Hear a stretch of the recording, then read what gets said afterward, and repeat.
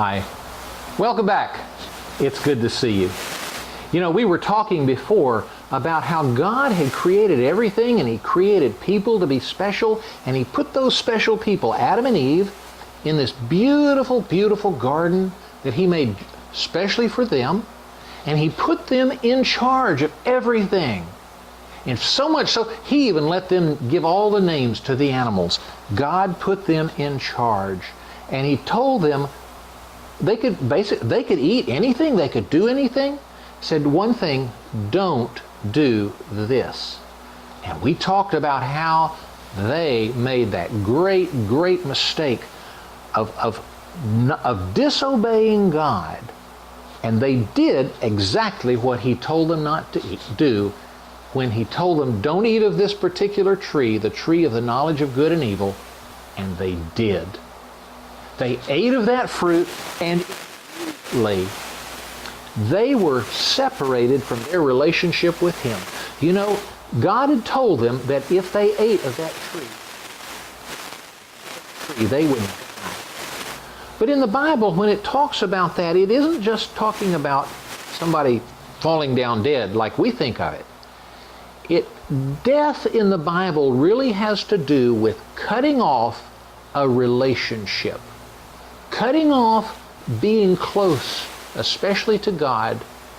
And yes, that's exactly what happened. They didn't drop down dead, but they did have their relationship with God cut off. And that was the first thing that happened. As soon as they disobeyed God, by disobeying, they weren't loving.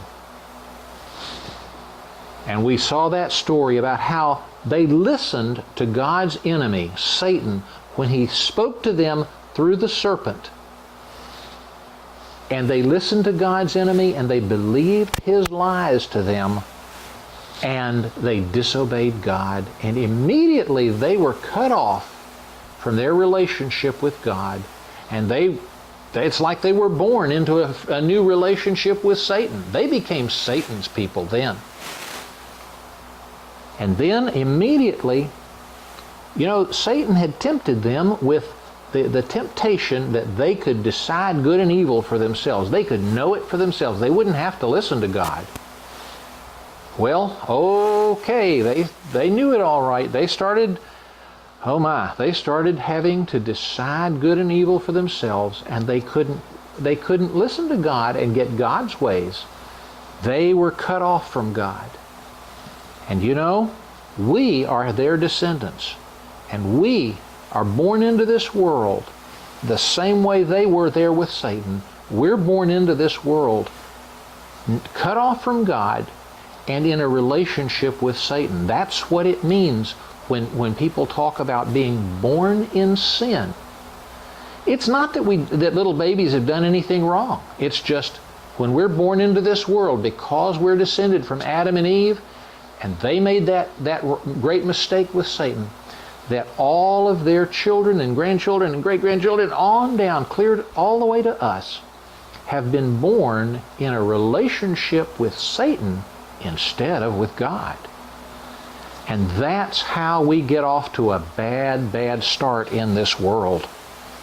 And immediately, also, the other thing that happened was they immediately felt ashamed.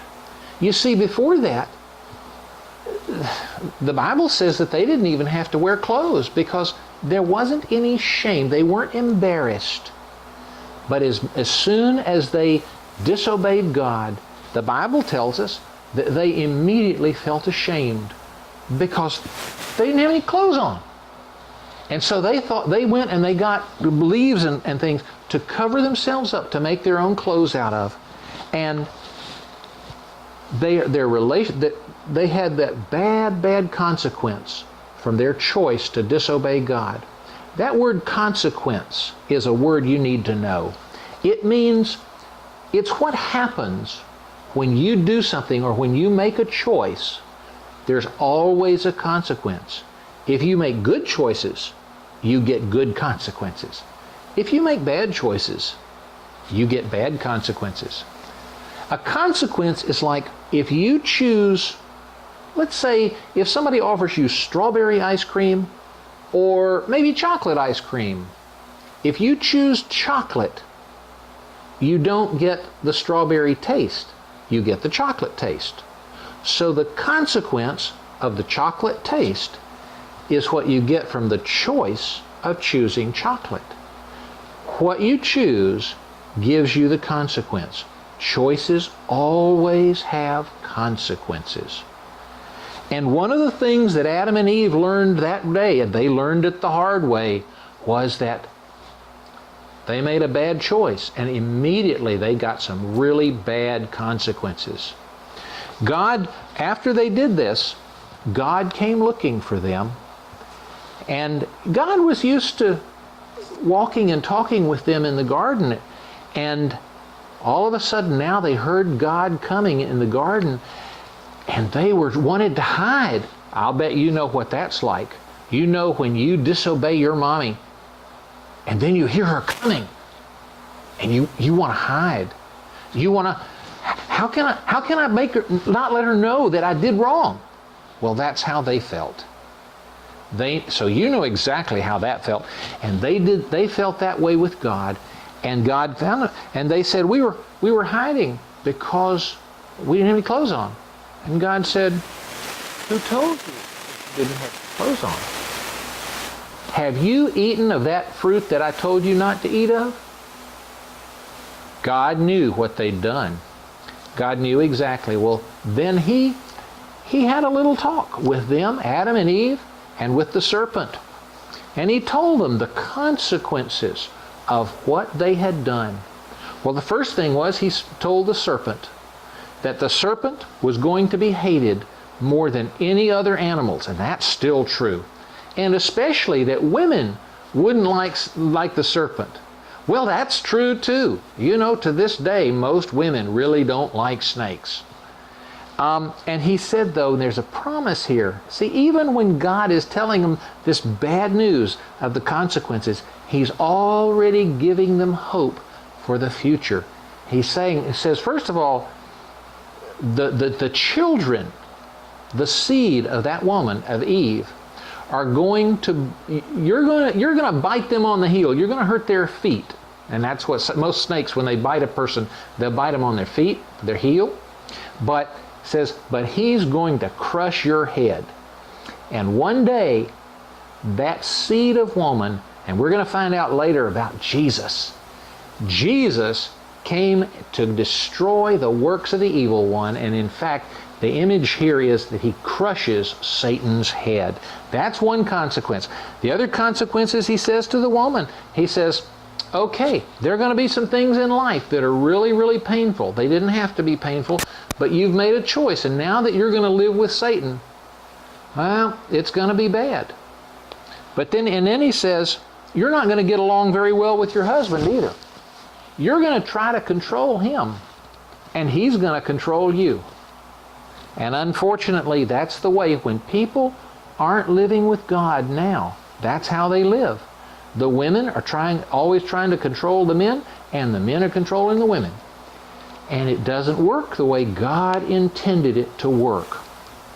And then to Adam, he told Adam, he said, you know, they had such a wonderful life there in that garden. They didn't really have to work for anything.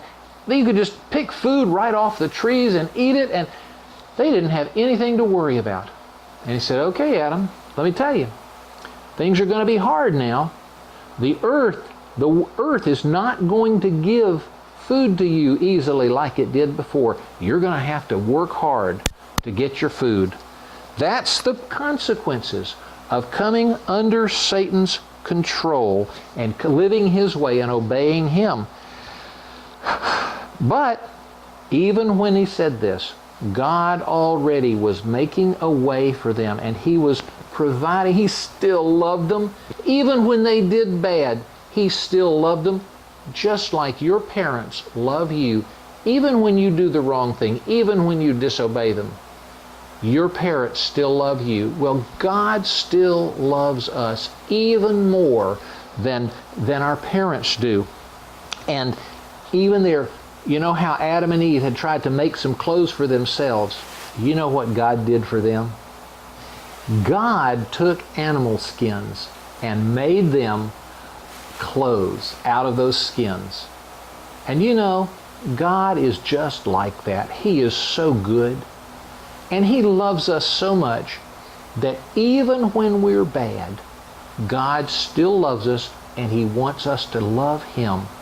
The Bible tells us that while we were yet sinners, God sent Jesus to die for us so that we could be saved. And we're going to learn about that as we go on. But God is always loving us, and He's always reaching out to us, and He's always offering us hope so that we can come to Him and love Him. Isn't that wonderful?